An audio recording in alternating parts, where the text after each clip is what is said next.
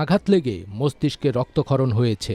পরে চিকিৎসকরা তাকে আইসিইউতে স্থানান্তর করেন। যদি মারা যায়, তার কোনো ক্ষতি হয়, তার দায় এই সেনাপ্রধানকে নিতে হবে, তার দায় ডক্টর মোহাম্মদ ইউনূসকে নিতে হবে।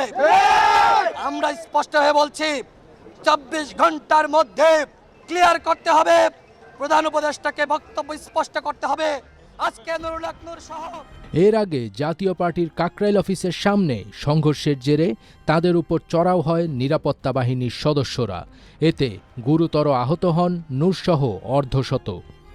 প্রথমে তাকে একটি বেসরকারি হাসপাতালে ভর্তি করা হয়, পরে স্থানান্তর করা হয় ঢাকা মেডিকেল কলেজ হাসপাতালে। ঢাকা মেডিকেলে নেওয়া হয় গণ অধিকার পরিষদের আহত অনেকজনকে। জরুরি বিভাগের সামনে অবস্থান নেন নেতাকর্মীরা।